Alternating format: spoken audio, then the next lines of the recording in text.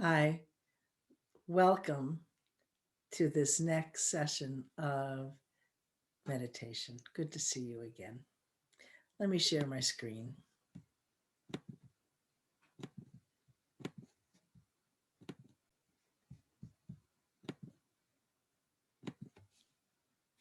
So, today we are doing meditation through sacred geometry and art, and we're doing Zen squares. And I'm Fran Dummett, your facilitator. I'm um, sponsored by the Village in Howard, and next week we're having a Valentine Love Fest. Monday morning, Good Morning Howard is loving memories of our grandparents, and our virtual meanderings at 10 will be high school prom college experience. February 10th, Good Morning Howard on Wednesday is doing How I Met My Partner. Friday, they're having virtual dinner with interesting dating stories. Saturday morning, coffee, the importance of friendship, and Sunday, a Valentine celebration. In addition, on February 9th, 10th, and 13th at 7 p.m., they're having a movie watch party, Casablanca, Dirty Dancing, When Harry Met Sally. So all is invited. And on February 3rd, we had a group do Success and Style. Lots of different activities being offered. Thank you for signing up for the link, either Tuesday mornings at 9 a.m. or Thursdays at 7 p.m. And this theme is Zen squares and Zentangles. We'll be drawing today. So have us take a smile, take a deep breath in and out, and smile, as Thich Nhat Hanh says. Our joke of the week: lockdown can only go four ways. You'll come out a monk, a hunk, a chunk, or a drunk. Choose wisely. It's a square joke. But seriously, we are definitely in the thick and the cold of the winter, plus a lack of sunlight, plus lockdown, plus the uncertain future, plus the whole of last year generally, plus the very unrelenting news cycle, plus that email you've been putting off, plus the lack of human contact, plus some other stuff you can't quite put your finger on. And you can't figure out why you can't work. Why are you so tired lately? So I think we're all in the same situation. So today we're going to have an intro about sacred geometry and art of Zen squares and Zentangles. Our meditation script is for now. I'm going to do a little bit of the lyrics of Silent Sky by Daiqing Tana, and we'll have silence. And then next week will be the Circle of Compassion, which will fit right into our Valentine Love Fest theme. Now, I'm very excited to share with you about Ethan Indigo Smith's book, The Geometry of Energy: How to Meditate.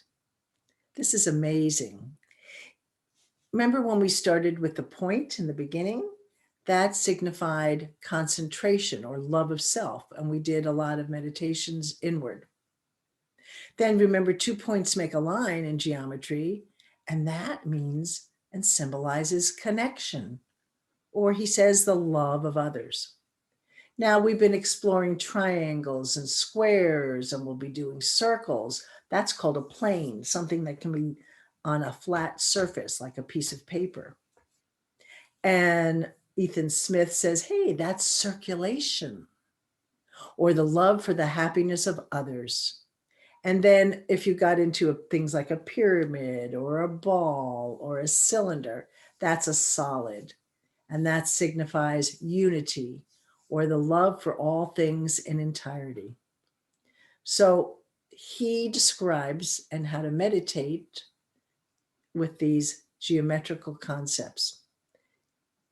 Mr. Smith feels the most powerful form of energy is love, compassion, understanding, and being. So at this point right now, take a minute to think about or write down as many things that comes to your mind about squares. Are you hip or are you square? Let's see if you can think ahead of time of what a square means to you. Did you identify as a square? Okay. Well, maybe those Zen square people feel that everything is in its place and there's a place for everything. People make lists for lists' sake and organize. They arrange things in an orderly way, prefer status quo and do not like change. Other people perceive them as maybe neurotic or meticulous, and they are skilled in writing agendas and following them. Maybe squares symbolize foundations, solidity, grounding, practicality, earthliness, stability, dependability, safety. In fact, the base of a pyramid can be a square also, creating balance. I think of four seasons or rigid when I think of a square. Now, Zentangles, as something that's come about just recently. I am not an expert on Zentangles. I've only experienced one way, but I do have in my group Phyllis, who is a certified Zentangle teacher, who's going to share more about the real therapy of Zentangles on Good Morning Howard on March 22nd. But a Zentangle is an abstract drawing. It's created using repetitive patterns, usually drawn on a 3.5-inch square tile, and usually with black ink on white paper with gray pencil shadings. I've sent to you a template that you can fill in the squares, or you can just draw squares on a piece of paper, or someone used Post-it notes and drew it on them. That was kind of creative, I thought. And for beginners, you connect dots and curves and lines, and you can create many tiles to make a mosaic. It's a form of therapy. You could use a pen that dries quickly called a Sakura Pigma Micron pen, 0.25 or 0.5 size. Because remember, we talked about last week different weights and thicknesses of lines. You can use a pencil, a ballpoint. You might be able to use a ruler if you wish. Don't have to, can just do it without a ruler, it's fine. Now, a little more in depth is Rick Roberts and Mary Thomas around the year 2008 coined the term Zentangle, the Zentangle method. It's kind of a part of modern meditation. If you think back in the history of art, the symbols, designs, and patterns were in the Mayan cultures, Celtic, and American Indian cultures. It's a self-help art therapy to enhance relaxation and focus. What are the benefits? Can calm an anxious mind, increase self-confidence, cultivates moment-to-moment awareness. It's like a mindfulness meditation. Self-soothing, repetitive, creative work. And the outcome is the enjoyment of putting pen to paper, being open to whatever emerges. If you use pen, you can't erase. It's similar to when you do the Zentangle, to incorporate the mistakes into the overall design. And that's how to adjust to mistakes or the unexpected in life. And that is what really matters. So Aldima had shared with me from a group that she was with about the stages in this creative process that we'll be doing. The first is an I wonder stage, preparing. Second stage is dreaming, which is like the incubating stage.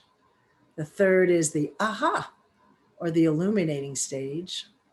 The fourth is the try it stage, or implementing. And the last is what emerged. So it's meditation through art. The aspects, the meditative aspects, according to Phyllis, are it's not about copying patterns. It's about creating, building up patterns from 5 elemental strokes: straight line, a C shaped, S shape, orbs, which are circles, and dots. The core belief is anything is possible, one stroke at a time. Patterns often emerge as a surprise after repetitive strokes of the pen, and each stroke is important. The movement, the consistency, the feel of the paper and pen. It's an attitude of gratitude. So I have a little bit here so you can see how to do one type of Zentangle. Again, don't have to use rulers. This young lady just does, but you can see how it's done. Hi guys, it's Ayushi.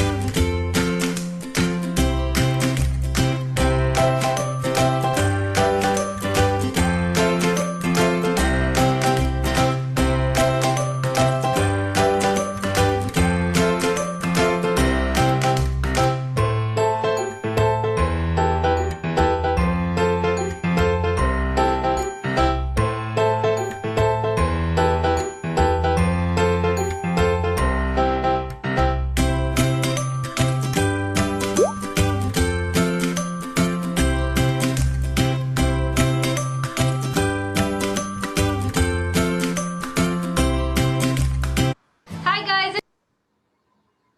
So I hope you got the idea of how to do as one way to do a Zentangle. So for creativity, there are myths and facts. And one of the myths is creativity is rare.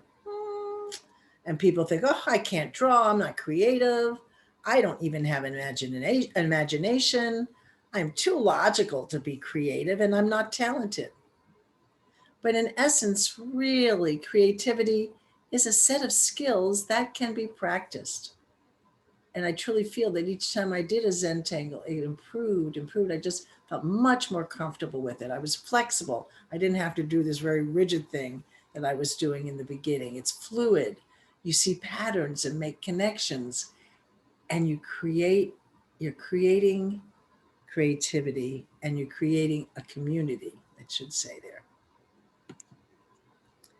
In fact, one of our people's daughters, Sarah, she's about 28, did this wonderful Zentangle, just did it together, and she even put color in it. Wasn't that great? So at the sound of the bell, may this bell penetrate deeply into the cosmos. In even the darkest spots, may living beings hear it clearly. So their suffering will cease, understanding arise in their hearts, and they can transcend the path of anxiety and sorrow. Let us begin.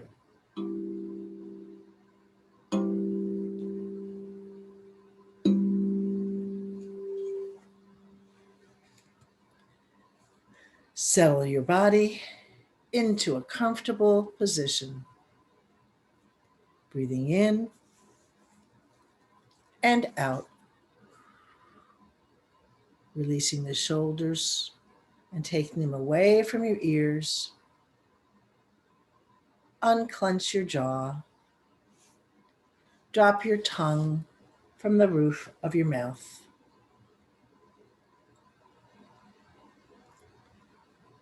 Remember, Thich Nhat Hanh says, aimlessness is a form of mindfulness. We need to cultivate aimlessness in life rather than continually striving to be number one. For instance, walking meditations, you're not trying to arrive anywhere in a particular time. We stay focused on the future. We lose the joy of our steps in the here and now. And when you do Zentangles, don't get caught up in judgment and deliberation. You simply just need to enjoy the creative process. Enjoy every single moment. Zentangles teaches us not to rush, but to take good care of ourselves in the present moment. The present moment is all there is. So as you're breathing in, collect the tension of the day, breathing out,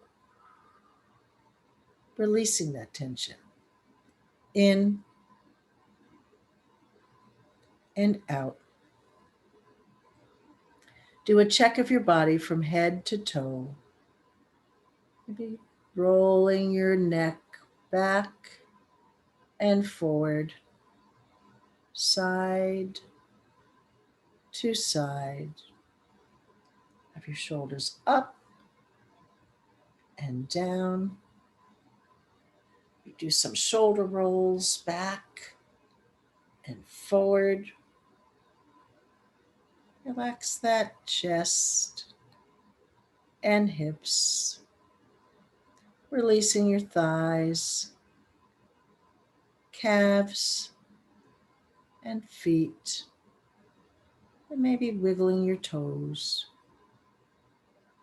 For now, dropping down, lower and lower. The quiet grows within, doing nothing. My wanting mind stills. In the silence, in the space, what I have been seeking is found. It is nothing less than everything and more than anything, being here for now. Now. When struggle ceases and stillness comes, it is easy to be mindful and let things take their natural course. Be so strong that nothing can disturb your peace of mind. Talk health, happiness, and prosperity to every person you meet. Make all your friends feel there's something in them. Look at the sunny side of everything and be enthusiastic about the success of others as you are about your own. Forget the mistakes of the past. Press on to the greater achievement of the future. Give everyone a smile and spend time improving yourself. Live your life each day as you would climb a mountain. Climb slowly, steadily, enjoying each passing moment, and the view from the summit will serve as a fitting climax for that journey. Namaste. Our mantras for today, with your thumb to your pointer finger, then your thumb to your third, thumb to the ring finger, thumb to the fifth. Both hands. Ready? I am relaxed. I can create. I will enjoy this experience. I look forward to tranquility. Part of the words for Daiqing Tana talk about the sunrise and moonset and how the world revolves endlessly. The eternal distance, your silhouette is melting in the sunset. Happiness finally found. In a world of grasslands, these are people in my heart. Moon, give him light. You warm him up. Facing the empty space, practicing mindfulness through art. During the music times, feel free to draw your Zentangles. And during the time of the candle, if you do not want the music, just turn it down low as you're drawing. Points, lines, straight lines, squiggles, circles, whatever you wish.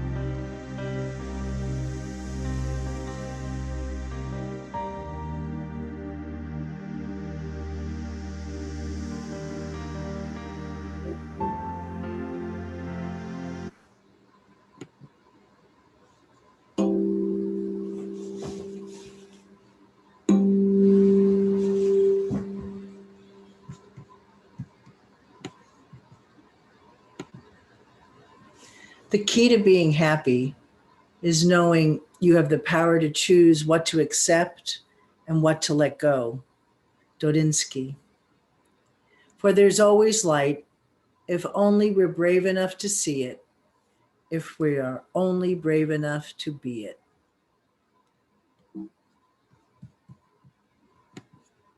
Gently start moving your body a little, bringing your attention to your fingers. Start moving them carefully, body part by body part. Slowly come out of meditation. Thank you for your time of reflection in Zen squares and Zentangles. If you wish to continue doing your Zentangles now and throughout the winter months during this pandemic, it might be a nice time just to be free, let loose, be creative. Yep, create your own Zentangles with the music of your soul. Next journey next week is Circle of Compassion during our Valentine's Love Fest. I hope you can join us. Peace, love, and friendship to family, friends, pets, the world. Namaste.